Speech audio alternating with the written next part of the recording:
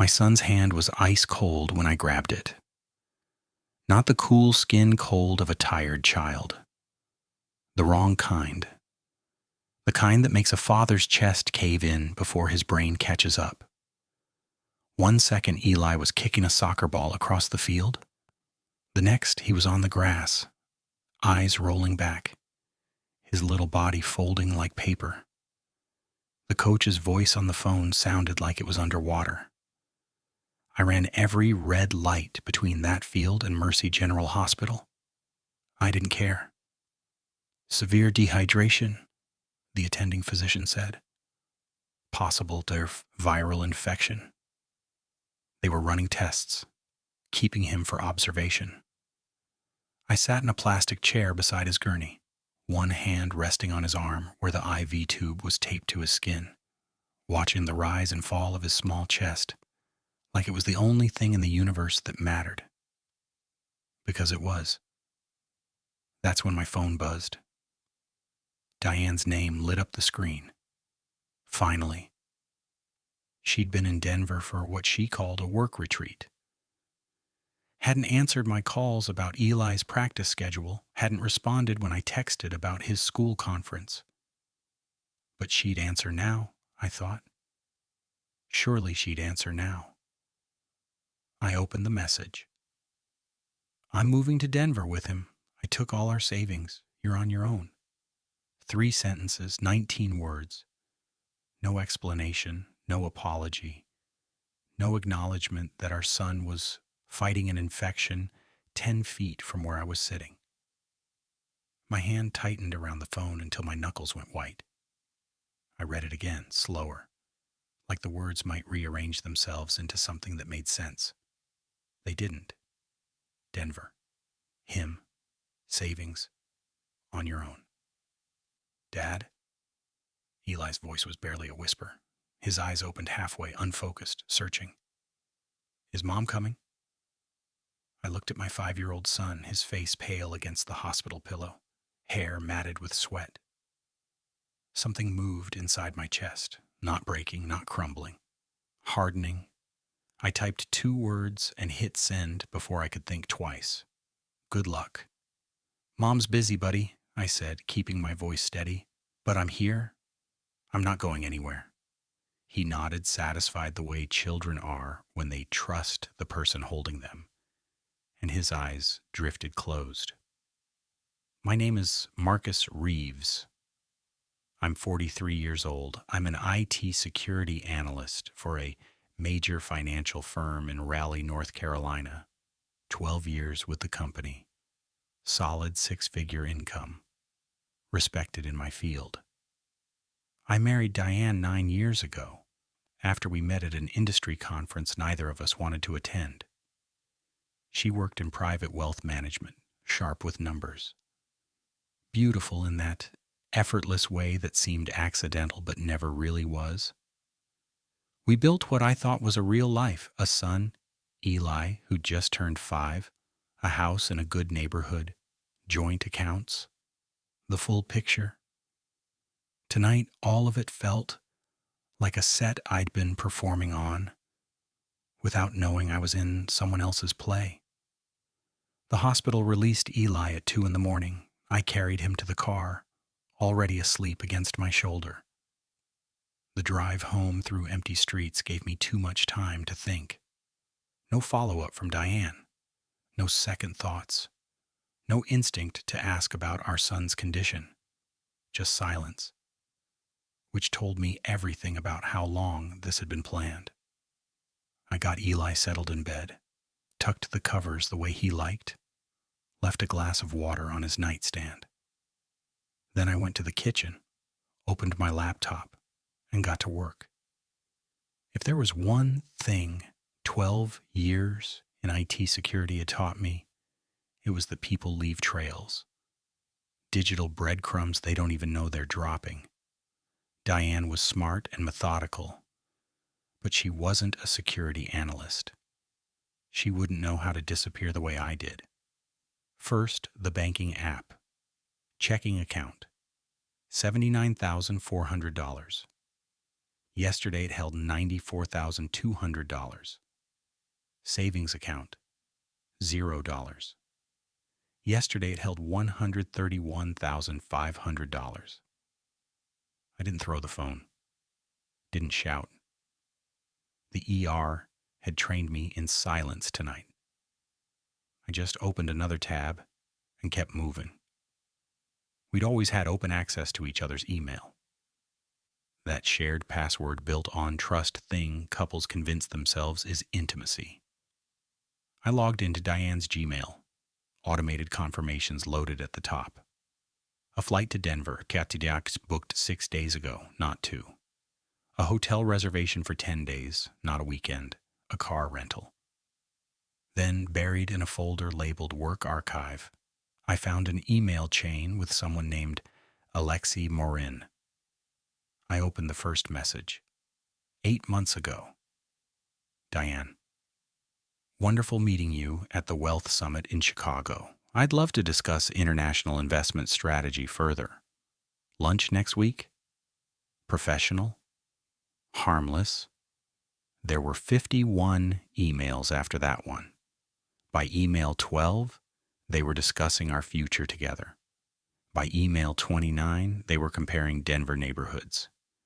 By email 48, Diane was researching visa pathways for a Moldovan national seeking permanent U.S. residency. I sat back and let that land. This wasn't an affair. This was a transaction. Alexei needed citizenship. Diane needed an exit strategy. I was the friction to be removed. I kept going. Bank statements in another tab.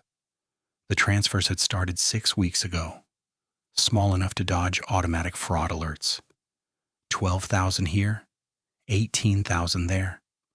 All routed from our joint accounts to one I'd never seen. Account holder, Diane Reeves and Alexei Morin. Joint ownership. Opened 4 months ago. My hands were completely steady as I took screenshots of everything. Years of troubleshooting server crashes in the middle of the night had trained me to keep emotion out of it when systems failed. This was just another system failure. It happened to be my marriage instead of a network. I found a lease agreement next. A 2-bedroom apartment in Denver's downtown core. Both their names. Monthly rent, $3,800. Start date, 3 weeks ago. She'd been planning to move while kissing Eli goodnight, while sharing our bed, while playing the role. The sun was rising when I finally closed the laptop. Sandra Okafor's office was on the 3rd floor above a dry cleaner on Fayetteville Street. The kind of place you'd walk past 100 times without noticing unless you needed it. A colleague, whose divorce had been brutal, pointed me to her. She's not cheap, he'd warned. But she fights like she has nothing to lose. Sandra was in her early 50s, silver locks pulled back, reading glasses on the end of her nose. She shook my hand, gestured to the chair across from her, and said simply, "Tell me what happened." I laid it out in facts. The ER, the text, the empty accounts, the emails, the lease, Alexei Morin and his visa situation. She listened without interrupting. When I finished, she leaned back. "Your wife filed for divorce 4 days ago." The words landed heavy. Emergency motion for temporary custody, claims you've shown controlling behavior, emotional volatility, created an unsafe environment. She slid papers across the desk. She's requesting sole physical custody of your son. Supervised visitation for you. Jurisdiction transferred to Colorado. I read the filing. Every sentence painted me as unstable, monitoring her movements, restricting her finances, creating an atmosphere of fear. All lies, but carefully constructed lies. "There's more," Sandra said. "Your mother-in-law, Ruth, filed a separate petition yesterday, seeking temporary guardianship. claiming both you and Diane are unfit parents. The strategy clicked into place immediately. They're covering their bases. If Diane doesn't get custody, Ruth steps in. Either way, I'm removed. Exactly, Sandra confirmed. It's coordinated, professional. They've been planning this for months. I pulled out my phone and showed her the screenshots. Sandra's eyes sharpened. That joint account with Alexei, when was it opened? 4 months ago. And the transfers started 6 weeks before she left? Systematic. Small amounts. Under fraud alert thresholds. She nodded slowly. That's marital asset dissipation in anticipation of divorce. That's a very different legal conversation. She looked up. What else? The Denver lease started 3 weeks ago. She was paying rent from our joint account while still living in our house. I swiped to another screenshot. And here, an email to her mother discussing the timeline. She called it her exit strategy. Sandra almost smiled. You did your homework. I'm a security analyst, I said. I know how to trace threats. The attacks came fast after that, and they came from every direction. An IRS letter arrived on a Tuesday. Polite, official, devastating. My tax returns for the past 3 years were under review. Discrepancies had been reported. I was to provide documentation within 30 days. Sandra called it immediately. Retaliation. They filed an anonymous tip to manufacture chaos. The investigation itself is the weapon. It makes you look questionable to the court right when the custody hearing is approaching. The next morning, before I'd even logged into my system at work, my manager, Douglas, called me into his office and closed the door. HR received an anonymous letter, he said, uncomfortable. Claims you've been accessing confidential client data outside your authorization. They've asked me to place you on administrative leave, pending investigation. I kept my voice flat. That's not true. Every query I've run is within my clearance. I believe you, Douglas said. But whoever wrote this included specific system logs with timestamps. Someone knew enough to make it look real. I drove home thinking about every casual question Diane had asked over the past year. How do audits work? What data do you actually have access to? What happens if someone reports a security concern? I'd thought she was taking an interest in my career. She'd been building a case, administrative leave, no income, while paying legal fees, while fighting a custody battle, while navigating an IRS investigation. The timing wasn't coincidence. It was surgery. That same week, a detective named Phil Garner from the Raleigh PD called asking me to come in. An anonymous complaint claimed I'd been sending threatening messages and showing up outside Ruth's house at night. I sat across from Detective Garner in a beige office that smelled like old coffee and told him I hadn't contacted my wife once since she left and could provide phone records proving it. He slid a witness statement across the desk. A man named Trevor Holt claimed to have seen my car parked outside Ruth's house on 3 separate occasions. I've never been there after dark, I said. Not once. Garner leaned back. Holt has a fraud record and his current address is an apartment complex in Denver. He paused. Same complex where your wife signed a lease. They paid him. I can't prove that, Garner said. But the timeline's interesting. He filed this complaint 2 days after your wife's divorce attorney entered an appearance in court. He closed the folder. Keep your nose clean. Document everywhere you go. This disappears. I picked Eli up from school that afternoon. His teacher, Miss Amara, asked to speak with me privately. Mr. Reeves, I received a call from someone claiming to be from Child Protective Services. They asked whether Eli seemed neglected or afraid. Her voice was careful, concerned. I told them Eli is one of the most well-adjusted children in my class, that you're attentive, always on time, always present. She hesitated. They also asked whether your wife had expressed concerns about you. I told them Mrs. Reeves hadn't been involved in Eli's school life this year. The caller seemed surprised by that. She touched my arm. I don't know what's happening in your personal life, but that call felt wrong. I thought you should know. I thanked her, buckled Eli into his car seat, and called Sandra. Fake CPS inquiry, she said, not surprised. Real CPS comes in person. They don't call teachers fishing for information. A pause. But we document it, add it to the pattern. They're not just attacking you, they're constructing a narrative. We're constructing a case. Keep going. 3 days later, Douglas called with good news. The investigation was closed. My access logs were clean. Every query legitimate. The anonymous complaint unfounded. One more thing, he added. IT traced the routing on that anonymous email. The IP address originated in Denver, Colorado. I forwarded that information to Sandra immediately. Her response came in under a minute. They're leaving breadcrumbs everywhere. Keep it coming.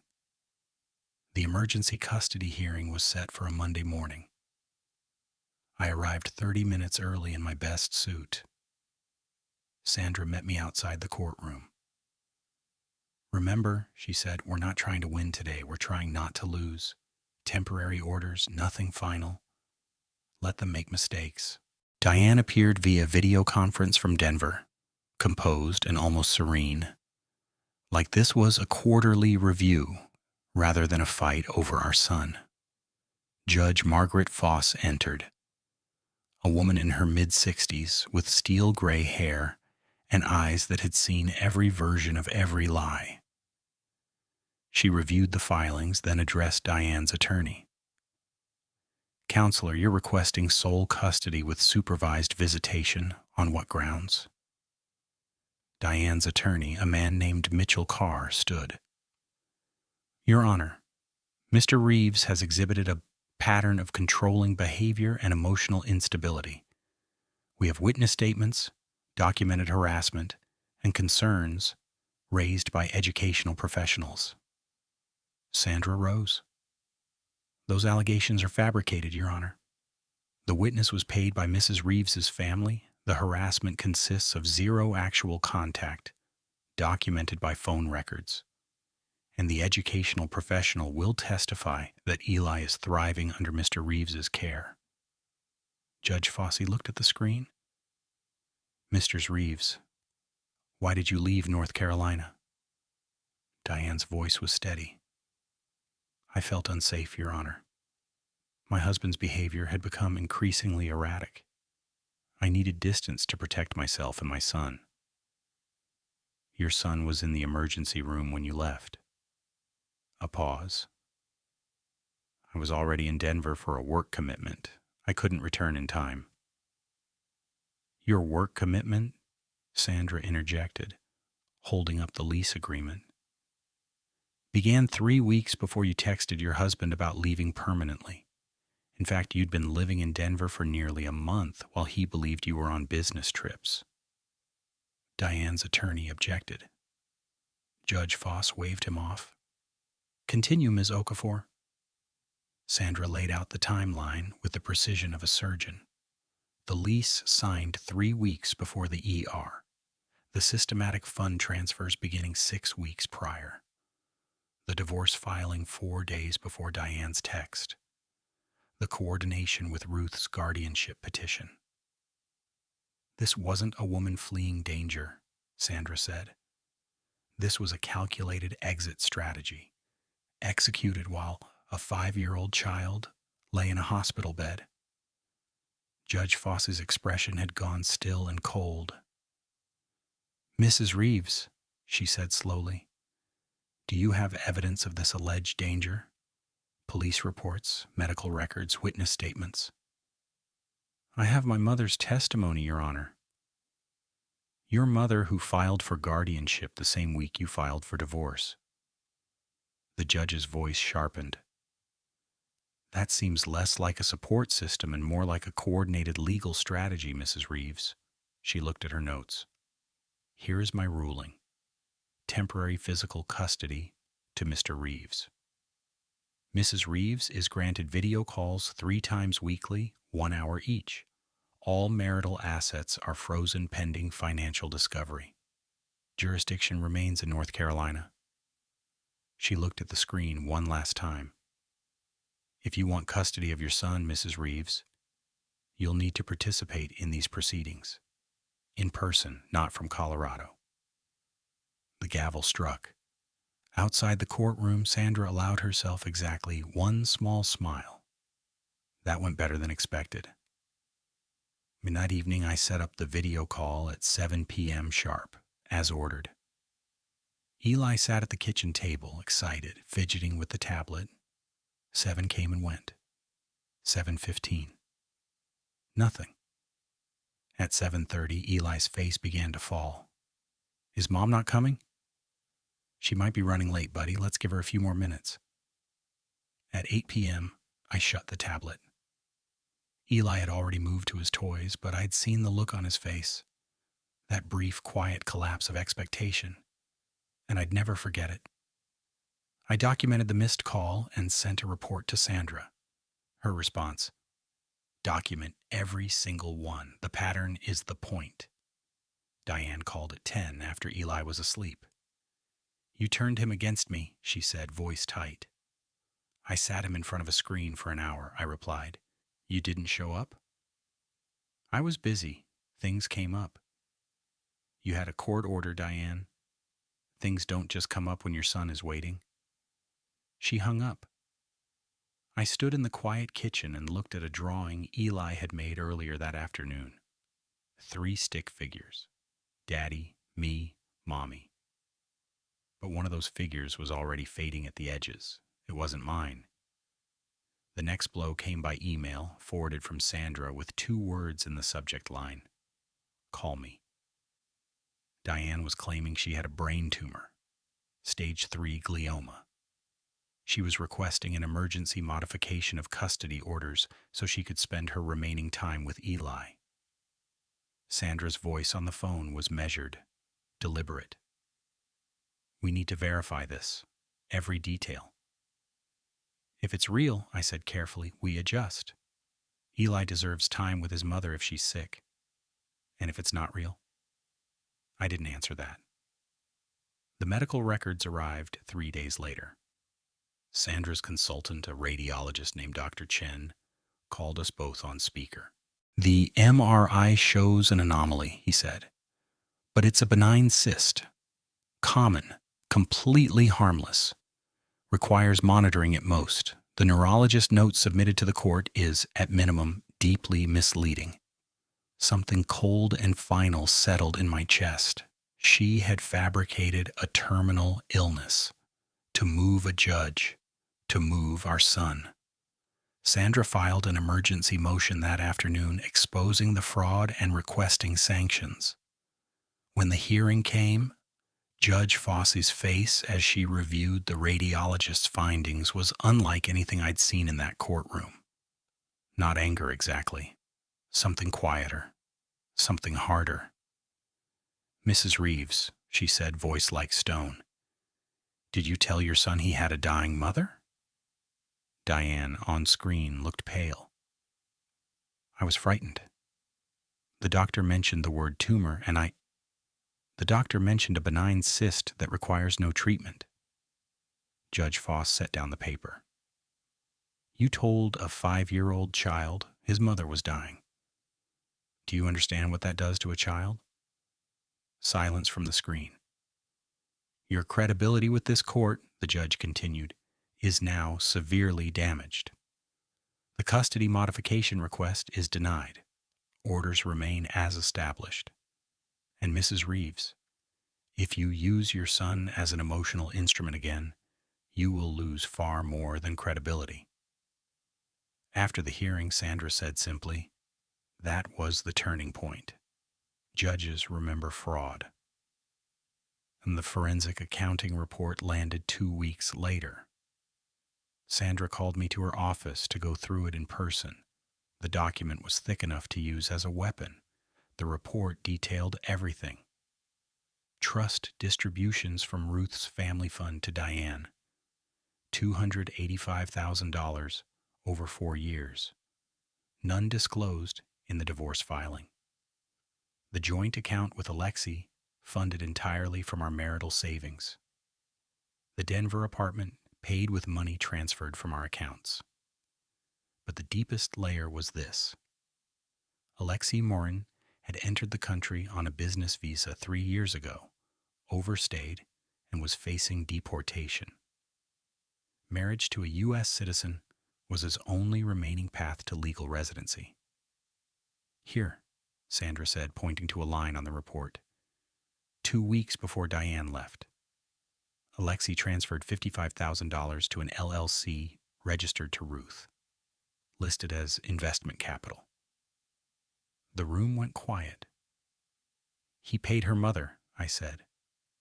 "He purchased access," Sandra corrected. "This was never romance. He gets citizenship.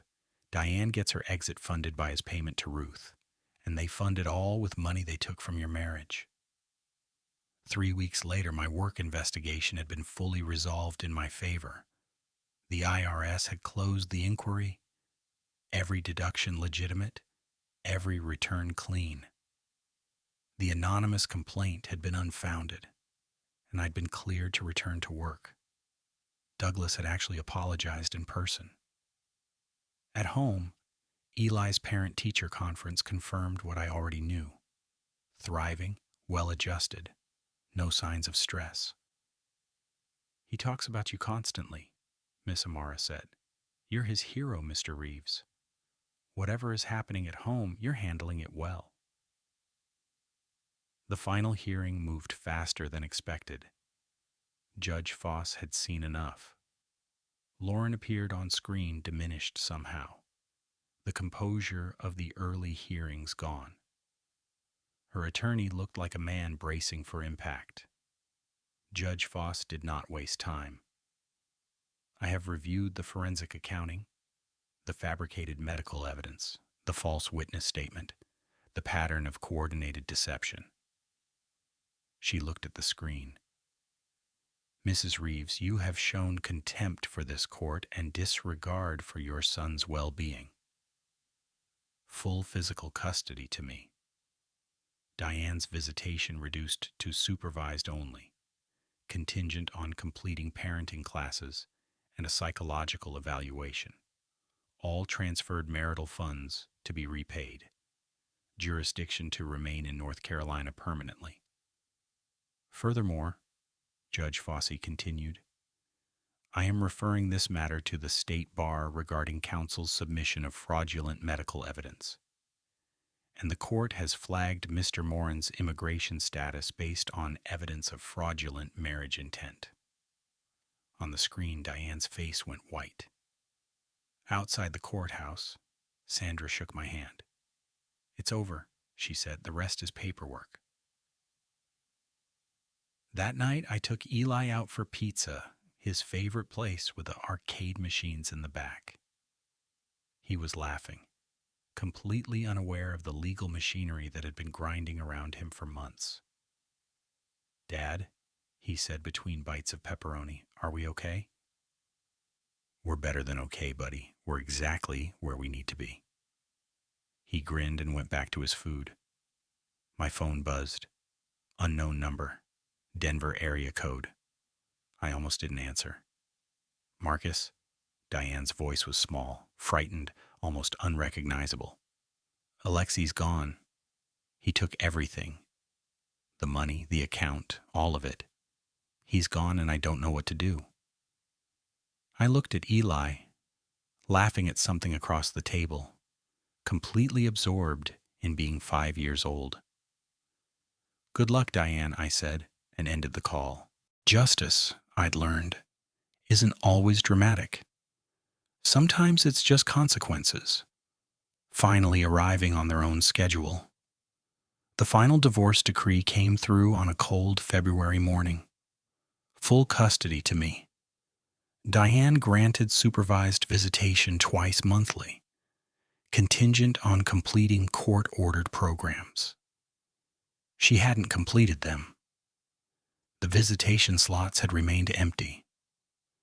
Asset division favored me significantly. She was ordered to repay $145,000 in transferred marital funds. The house, the vehicles, Eli's college fund, all remained with me. Her portion of remaining assets barely covered her legal fees. Ruth's guardianship petition had been dismissed with prejudice. The family trust was under investigation for tax irregularities. The social standing she'd spent decades building in our city had quietly collapsed. Alexei Morin had vanished. ICE opened a deportation case. He was gone before they could find him, along with the $200,000 he'd taken from Diane. Probably offshore, probably untraceable. She was filing for bankruptcy, had lost her job, had no way to pay the court-ordered repayment. I felt nothing about that, not satisfaction, not sympathy, just a clean acknowledgement of consequence. At work, I was promoted. Douglas recommended me for a senior security position. The presentation I developed on breach response became required training for the whole division. The irony of teaching threat detection after experiencing it personally wasn't lost on anyone. They respected the expertise earned through it. 8 months after the ER, Carter and I had our routines. Breakfast together, school drop-off pickup, homework, dinner, bedtime stories. He joined a baseball team. I coached. Saturdays at the field, Sundays at the Science Museum or the park, building memories made of presence rather than absence. Diane sent occasional messages, brief, apologetic, asking about Eli. I responded with facts, his grades, his activities, his health, nothing personal. She'd moved back to North Carolina, living with a friend, working retail, trying to rebuild from the foundation she'd destroyed herself. One evening, Eli looked up from the model rocket we were assembling at the kitchen table, his birthday gift, carefully balanced on the spread newspaper between us. "Dad," he said, carefully applying glue to a fin, "I'm glad we're here." "Me too, buddy." He paused, searching for words with the seriousness only a 5-year-old can bring to a thought. "I wish Mom didn't leave, but I'm glad you stayed." The words hit somewhere behind my sternum. "I'll always stay," I said. "That's what fathers do." He smiled, satisfied, and went back to his rocket. Later, after he'd gone to bed, I sat on the back porch, watching the stars appear one by one in the darkening sky. Somewhere, Diane was probably doing the same, staring at a different ceiling, counting the cost of different choices. But I'd stopped wondering about alternate timelines. I'd learned that strength isn't about never breaking. It's about what you decide to build when everything has fallen apart. It's about showing up when every part of you wants to disappear. It's about protecting what matters, even when the cost feels unbearable. Inside, Eli's nightlight glowed soft and blue. His breathing was steady. He was safe. I'd built that safety from the rubble of betrayal, one documented day at a time. And that was worth more than anything I'd lost.